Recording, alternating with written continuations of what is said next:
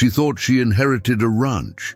What she actually inherited was a secret that 3 men had spent 40 years trying to bury.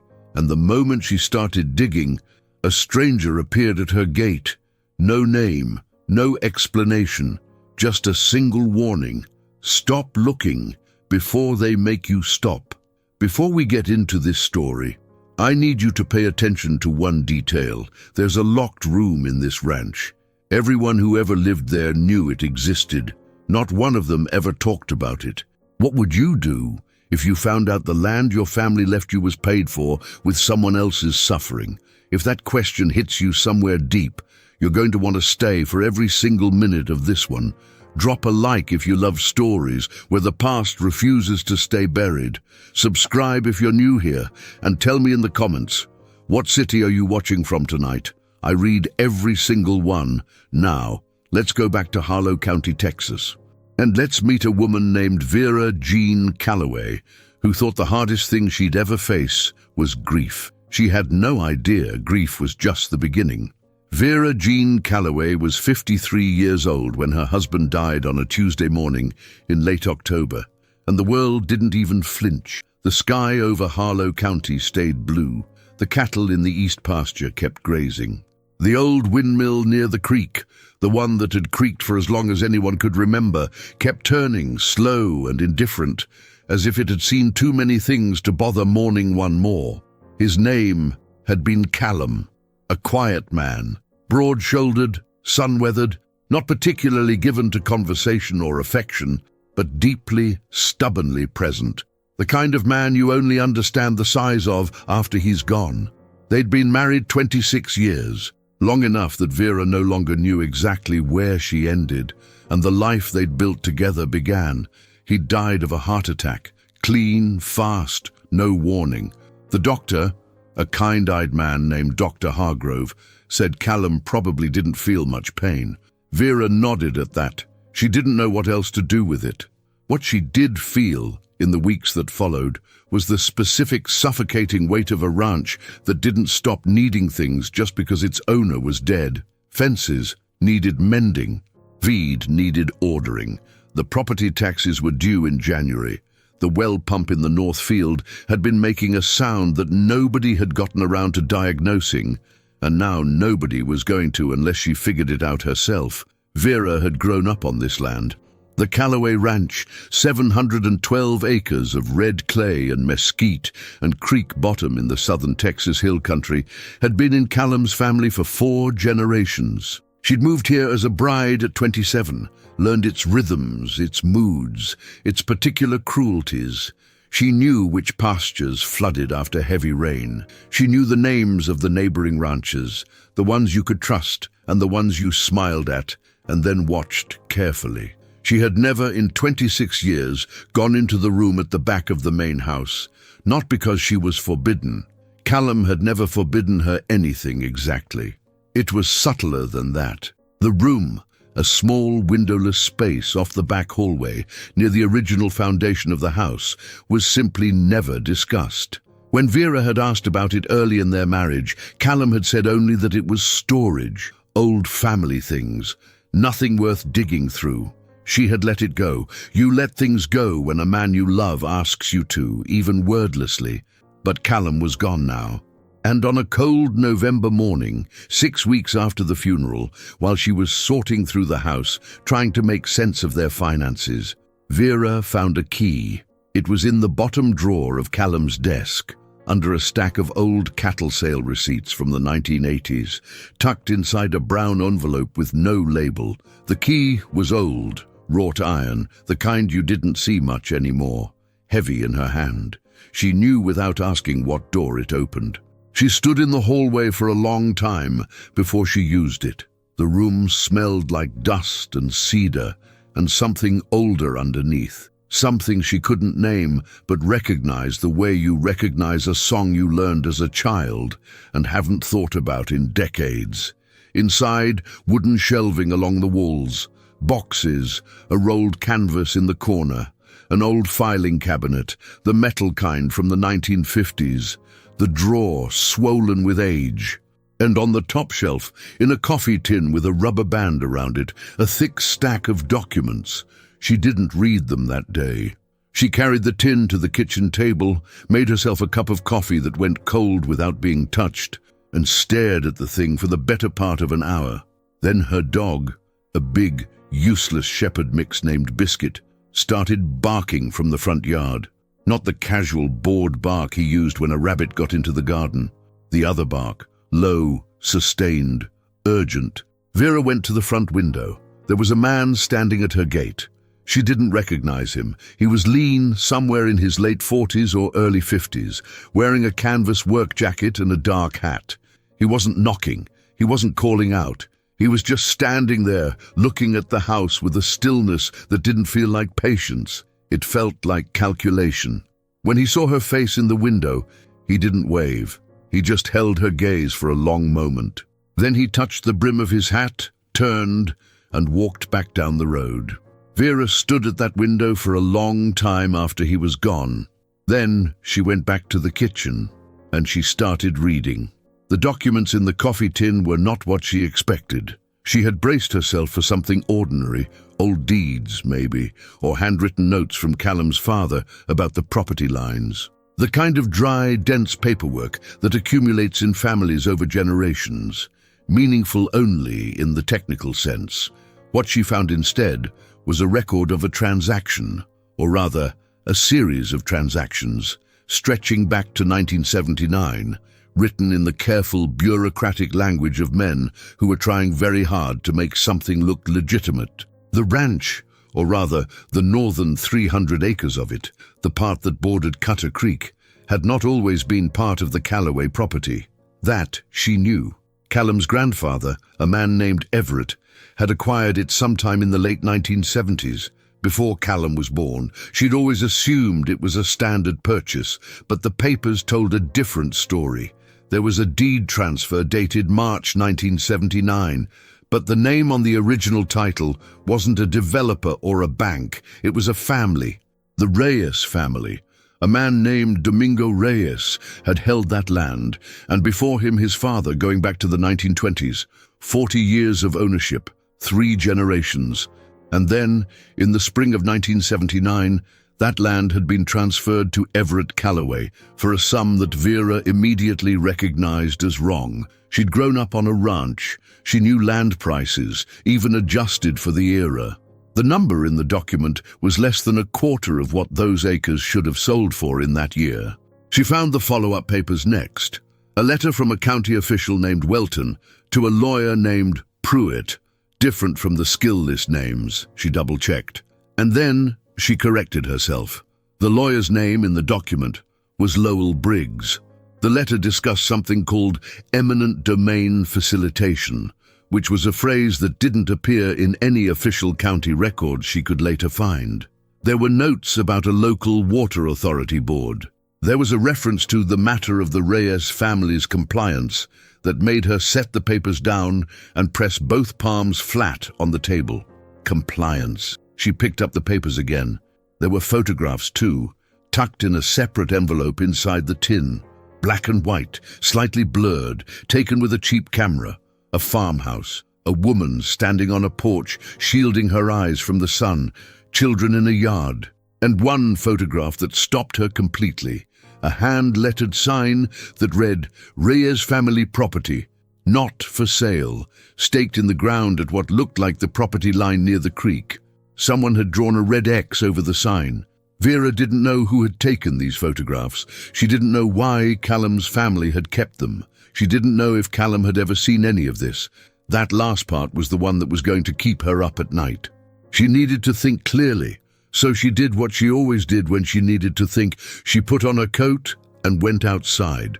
The November afternoon was cold and sharp, the kind of cold that made the ranch feel ancient. She walked the fence line along the north pasture, the one that bordered Cutter Creek, trying to see the land the way she always had, as home, as her place, as something ordinary and hers. She couldn't do it anymore. Every acre of this ground near the creek now had a name attached to it, Domingo Reyes, and before him his father. She didn't know their full story yet, but she knew enough. They had been here. They had been removed. And whatever had been done to them had been done with the help of people her husband's family had known and trusted. She was halfway back to the house when she saw the tire tracks. Fresh ones. In the soft mud near the gate to the north pasture, the one that opened toward the creek road. Someone had driven through there recently. Not recently, as in today maybe, but recently as in after the last rain, which had been 4 days ago. Callum had been dead 6 weeks. She hadn't opened that gate herself. The ranch hands, she was down to one, a young man named Dobie, wouldn't have had a reason to go up there. She crouched down and looked at the tracks. Wide tires. A truck, probably. She looked up at the tree line along the creek. The trees were still. The afternoon was quiet, but she had the very clear, very specific feeling of being watched. That evening she drove into town. Harlow was a small place, a feed store, a diner, a post office, a county courthouse that had been built in 1911 and hadn't been significantly updated since. She went to the library, which closed at 6, but whose librarian, a narrow-framed woman in her 60s named Arlene, had known Vera for 20 years and let her in anyway. "I need the county property records," Vera said, 1975 to 1982. Arlene looked at her for a moment. "You find something in the house?" "Maybe." Arlene didn't ask anything else. She unlocked the back room. It took Vera 2 hours to find what she was looking for. And what she found was that the Cutter Creek land transfer was only part of the story. There had been other families, 3 others as far as she could tell, a family named Ochoa, one called the Garcias, and a third whose name had been partially obscured in the records, possibly deliberately, but whose parcel bordered the western edge of the Callaway North Fields. The transfers had all happened within an 18-month window between 1978 and 1980. They had all involved the same county official and the same attorney, and every single property had eventually ended up in the hands of one of 3 ranching families in Harlow County, the Callaways, the Dewhursts, and a family named the Mabrys, who had sold their land to a development company sometime in the early 2000s. Vera drove home in the dark, hands tight on the wheel. She was almost at the ranch road when her headlights swept across a figure standing on the gravel shoulder. The same man from the gate, same jacket, same hat. This time, he held up one hand, not threatening, not waving, just, "Stop." Vera stopped the truck. She didn't roll the window down at first. She sat in the truck with the engine running and the heater going, and her heart doing something that wasn't quite fear, but was its immediate neighbor. And she looked at this man standing in her headlights and tried to read him. He didn't approach the truck. That was the first thing. A threatening man would have moved toward her. He stayed where he was, both hands visible now, and the stillness he held, that same calculated stillness she'd seen from the window that morning, was beginning to read less like menace and more like something else she couldn't yet name. She rolled the window down 2 inches. "Who are you?" she said. His voice was low, unhurried, carrying a faint accent she couldn't immediately place, southern but not Texas, Louisiana maybe, or the Mississippi Hill Country. "My name is Waylon," he said. "I'm not here to hurt you. That's what people say right before they hurt you." Something shifted in his face, not quite a smile, but an acknowledgement. "Fair enough, I'll stay right here. I just need you to know that you're not the only one who's been looking." "Looking at what?" He was quiet for a moment. "At what happened to those families up near the creek." The cold got colder, somehow. "How do you know what I've been looking at?" "Because I've been looking at it myself," he said. "For about 3 years, and because when someone starts pulling on the same thread I've been pulling on, I notice." Vera kept her hand near the gear shift. "You're going to need to be a lot more specific than that before I decide what to do with you." He nodded. "Can I come back in the morning? In the daylight, where you can see me properly? I'll bring what I have. You can decide then if you want to talk." She thought about it for longer than felt reasonable. 7 o'clock, she said finally. "You come to the front porch. My ranch hand will be there. You stay outside until I say otherwise." "Understood," he said. He stepped back from the road and let her pass. She didn't sleep that night. Waylon showed up at 6:58, which she took as a point in his favor. He was lean in a way that suggested a life of physical work rather than deprivation. Weathered hands, a jaw that had been broken once and healed slightly crooked, eyes that were neither warm nor cold, but sharp in the way of a man who had spent a long time paying very close attention to things. He had a canvas satchel with him. He set it on the porch railing without being asked and kept his hands where she could see them. Dobby stood off to the side, pretending to work on a fence post, doing a poor job of being subtle about watching. "Start talking," Vera said. Wayland's story came out in pieces, the way honest things often do. He was not from Harlow County. He was from a small town in East Texas, and his mother's name had been Celestine, and Celestine Reyes had grown up on Cutter Creek. She had been 17 years old in 1979 when her family had been forced off their land. She had never talked about it, not to Wayland, not to anyone, but she had kept a box under her bed for the rest of her life, and when she died 2 years ago, at 81, Wayland had found it. Vera felt the ground shift beneath her feet in a way that had nothing to do with the soil. "Your mother was Domingo Reyes's daughter," she said. "Granddaughter," he said. Domingo was her grandfather. Her father's name was Aurelio. He was the one who built the house, the one in the photographs. "You've seen the photographs. My mother had copies." He reached into the satchel and laid a photograph on the porch railing. It was the same farmhouse she'd seen in Callum's tin, but in this version it was in color. The image slightly faded with age, and there was a man standing on the porch with a young girl on his shoulders, both of them laughing at something beyond the frame. "That's Aurelio," Wayland said, "and that little girl is my mother. She was 8 years old there." That photograph was taken about a year before they lost the land. Vera picked up the photograph. The girl's face, bright-eyed, mid-laugh, unaware of everything that was coming, hit her somewhere behind the sternum and stayed there. "What happened to them?" she asked. "After. They moved to San Antonio, lost everything, the land, the cattle, the house, my great-grandfather. He never really recovered. He died in 1983. My mother grew up in a rented apartment in a city she never felt at home in, and she worked double shifts her whole adult life so her kids could have something better." He paused. "She never sued, never filed a complaint. She was afraid. The people who took that land had a lot of power in this county for a long time. And now?" Wayland looked at her steadily. "Some of them still do." Vera set the photograph down carefully. "You said you've been looking for 3 years. I hired a researcher 18 months ago. Woman named Solange, works out of Austin. She found the paper trail, the official level stuff. What I didn't have was the private documentation, the internal records, the correspondence between the families involved, the things that would have been kept in someone's home rather than a courthouse." He looked at the front door of the ranch house. "I think you have those now. Why didn't you just come to my door and knock?" He was quiet for a moment. "Because 6 months ago I went to the Dewhurst Ranch and knocked on their door. I asked to see their records from that period." He lifted his jacket enough to show her the edge of a scar along his left side just above the hip. 2 days later, someone put a truck into the ditch and left me there. The silence stretched between them. From the east pasture the windmill turned, the Dewhursts. Vera had known that name all her adult life. Harlan Dewhurst Sr. had been a fixture of Harlow County for decades, a large-scale rancher, a member of the County Water Authority Board, a man who attended every church, social and county fair, and whose name was on the donor plaque in the foyer of the county hospital. He died in 2018. His son, Harlan Jr., ran the operation now, younger, louder, with the particular confidence of a man who had inherited both money and the belief that the world was generally arranged correctly. Harlan Jr.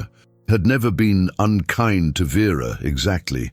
He'd been at Callum's funeral, had shaken her hand and said the appropriate things, but she had always felt in his presence a faint undertow of something she couldn't name. The sense that he was calculating something behind the pleasantries. Now she thought she understood what he'd been calculating. "Who else knows what you know?" she asked Wayland. "Solange, and a journalist, a man named Beckett, works for a regional paper out of San Antonio." He's been sitting on the story because he doesn't have documentation strong enough to publish. What you have in that tin might change that. And the Dewhursts know you're in the county? Probably.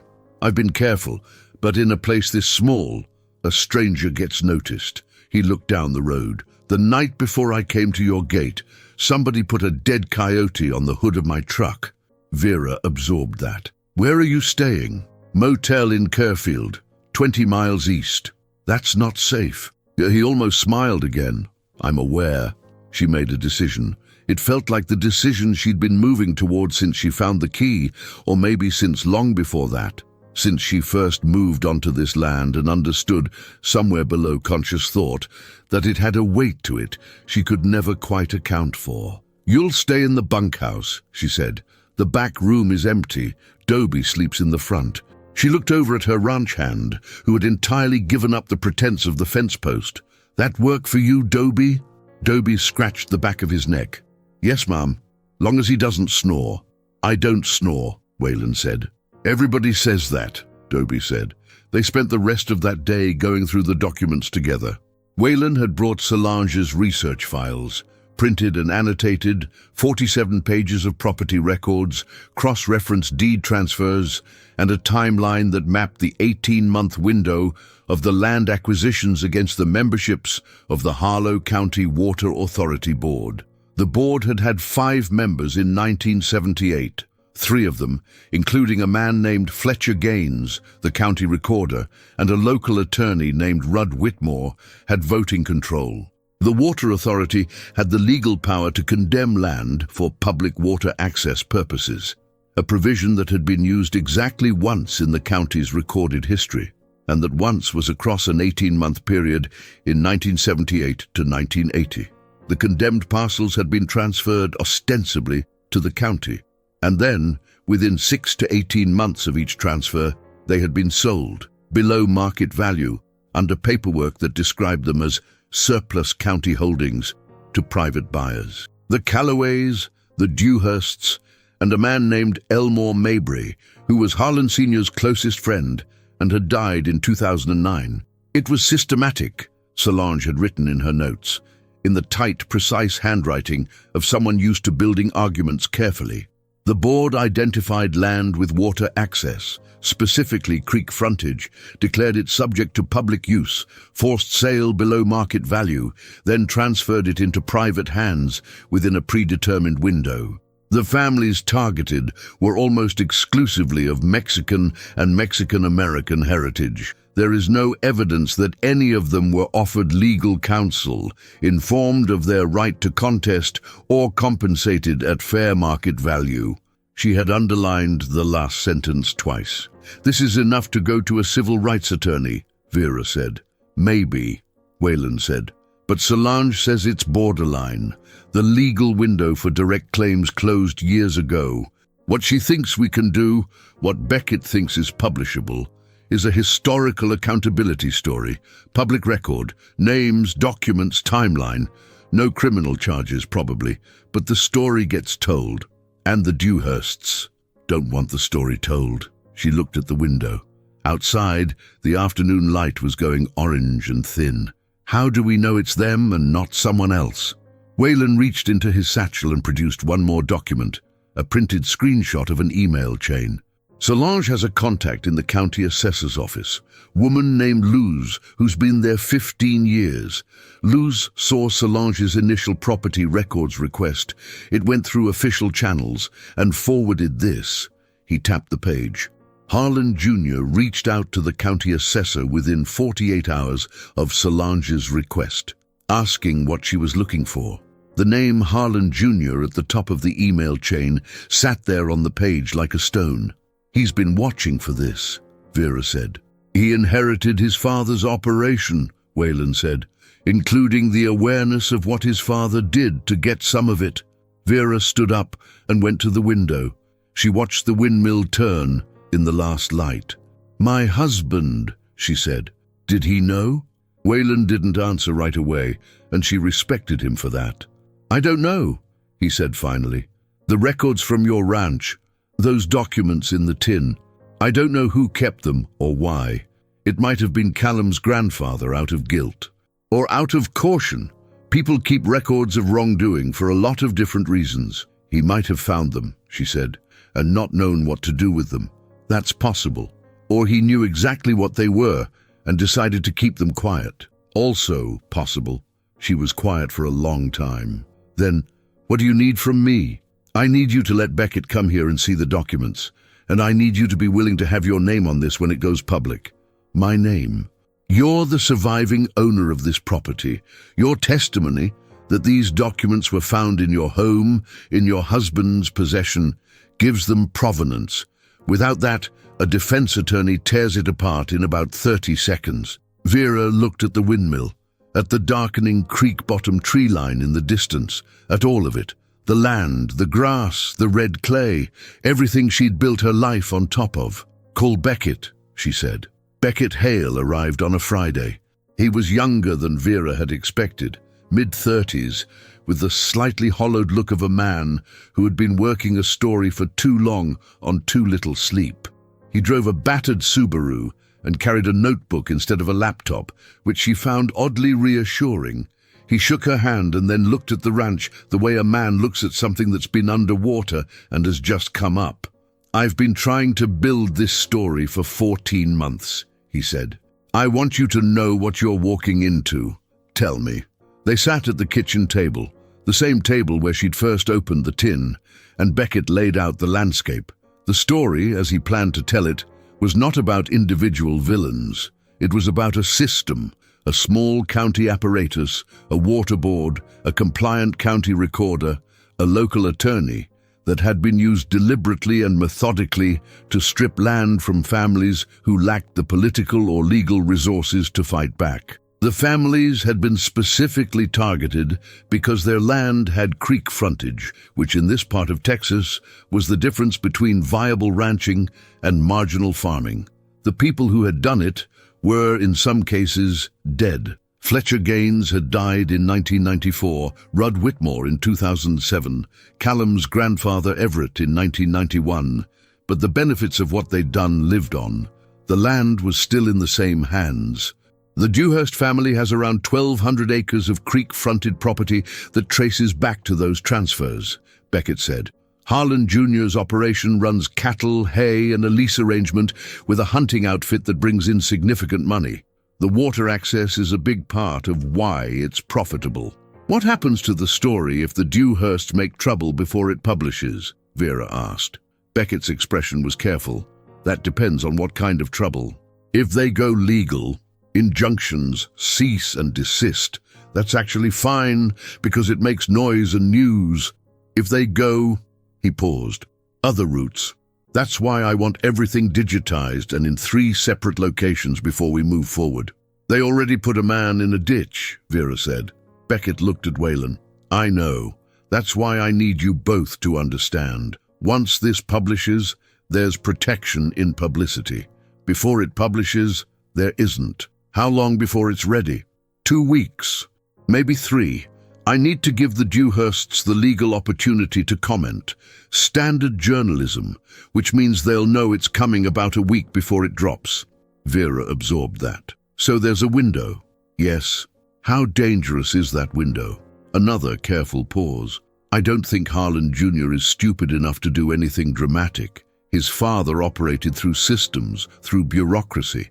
The son is the same way, I think. But I've been wrong before. She looked at Whalen. He said nothing. His jaw was set in the way it got when he was working through a calculation. What about the families? She asked. The ones who were displaced. Are any of them still alive? Reachable? Beckett nodded slowly. Whalen's family, obviously, and we tracked down 2 surviving members of the Ochoa family, an elderly woman named Esperanza who lives in Corpus Christi, and her nephew Mateo, who's a teacher in Houston. They've both agreed to speak on record.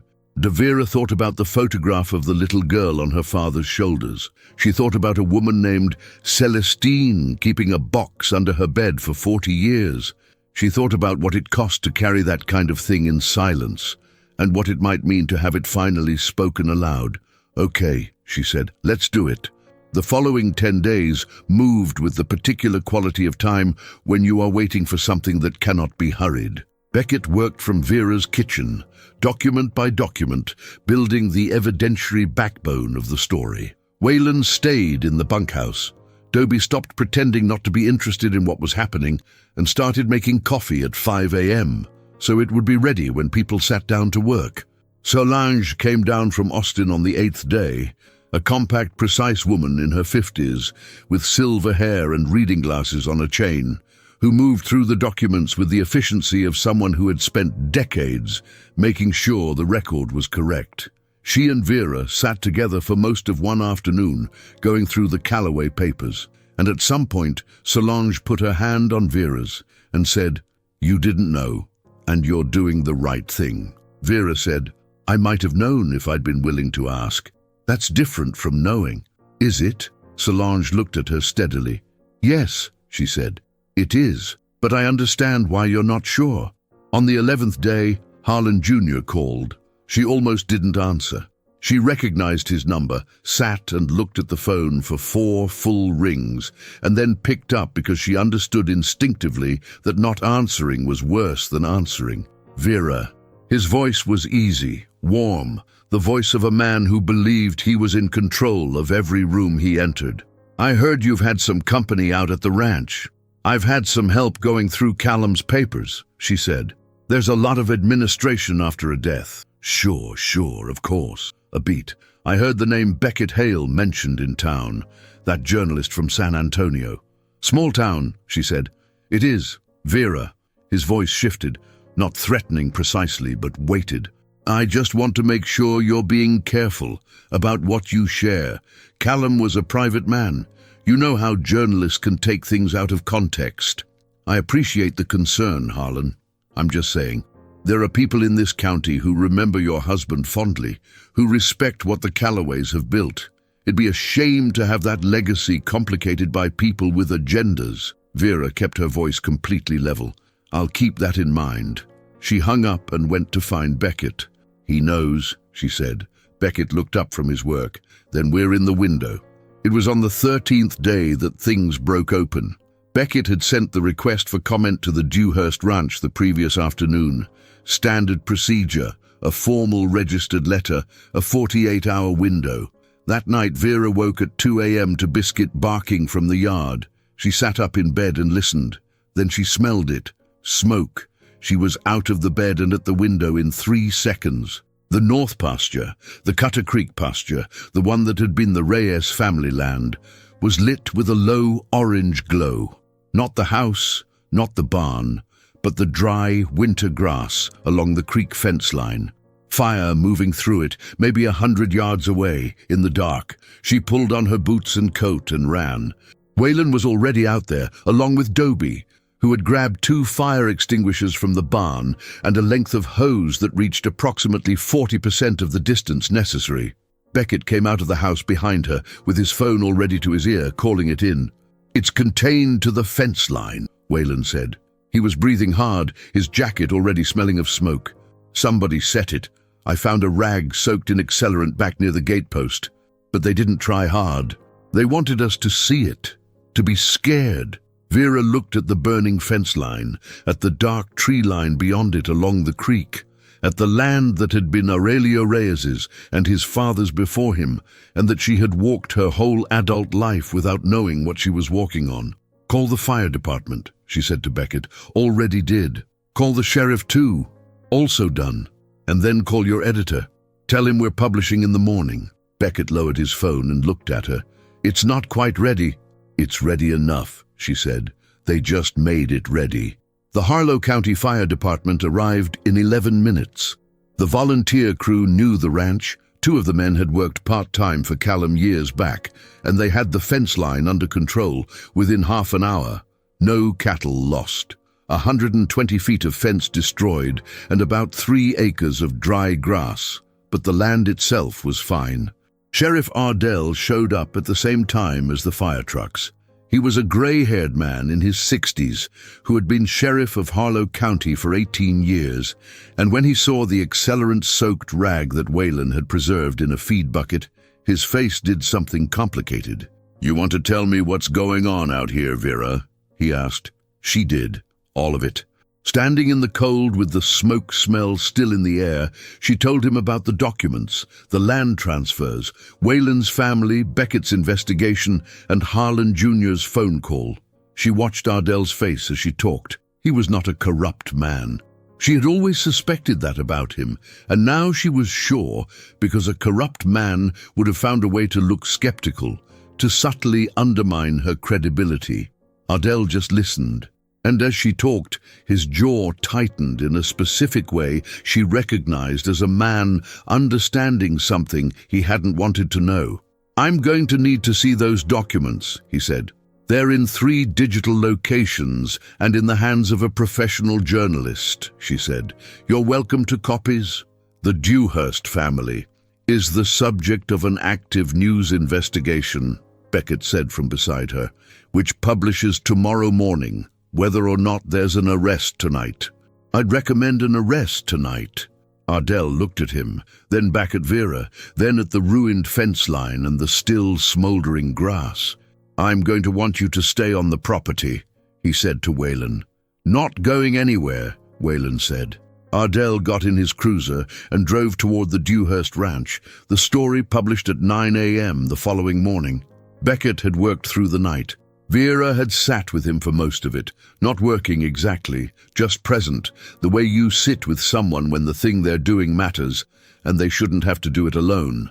Solange had stayed too, fact-checking to the last minute, cross-referencing every name and date. At 8:45, Beckett sent the final version to his editor. At 9, it was live. The headline read, "How a Texas Water Board Stripped Hispanic Families of Their Land and Who Still Benefits Today." By noon, it had been picked up by 3 state outlets. By 2 p.m., a national wire service had run a version. By 5, Beckett had 8 interview requests. 2 civil rights attorneys had reached out to Solange about potential representation for the affected families, and the Harlow County Sheriff's Office had issued a statement saying that an investigation into an arson incident was ongoing. Harlan Jr.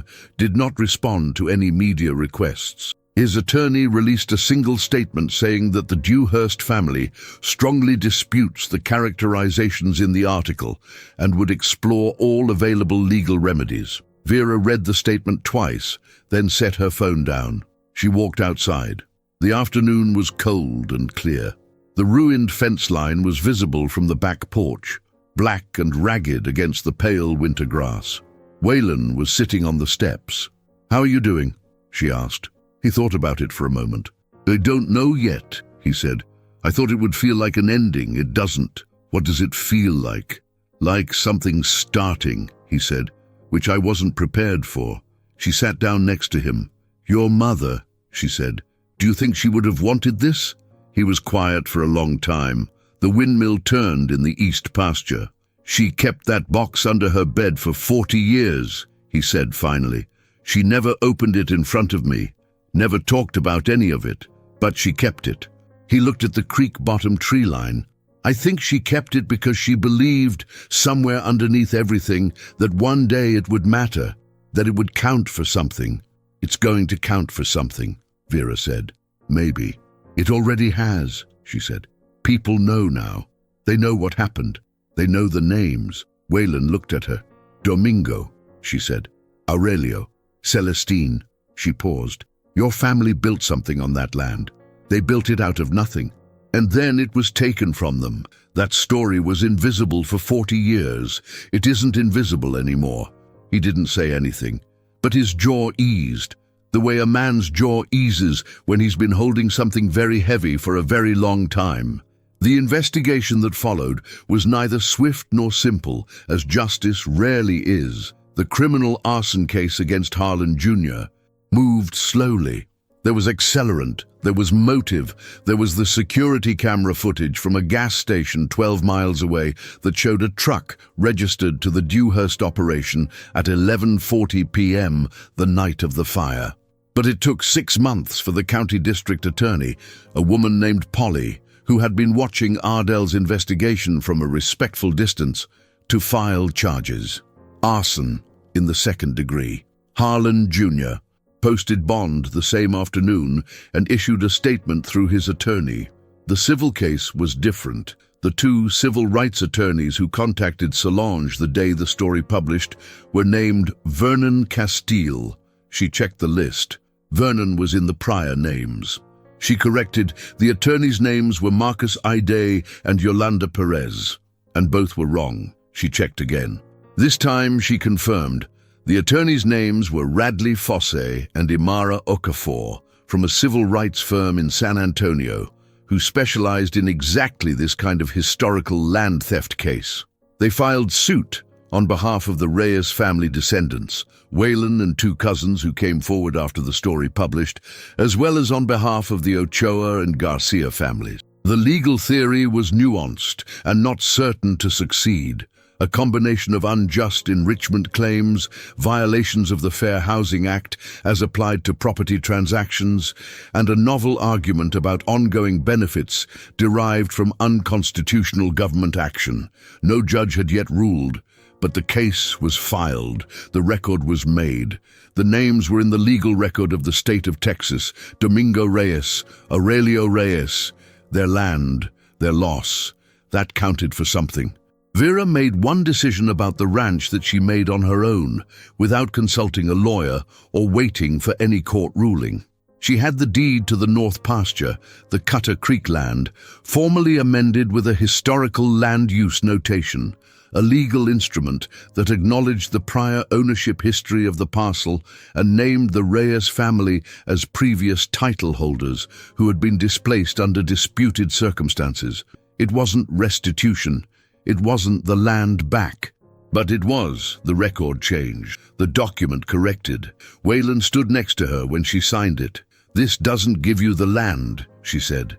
"I know, but the record is right now." He looked at the document, at his great-grandfather's name, typed in clean black letters on a Harlow County deed for the first time in 45 years. "Yeah," he said quietly. "The record is right." They went outside afterward, and Vera walked him to the North Pasture gate, the one with the fresh tire tracks that had worried her weeks ago, the one that opened toward the creek. She unlatched it and swung it open.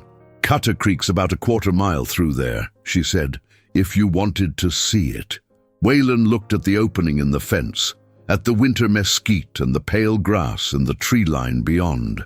He was quiet for a moment. Then he walked through.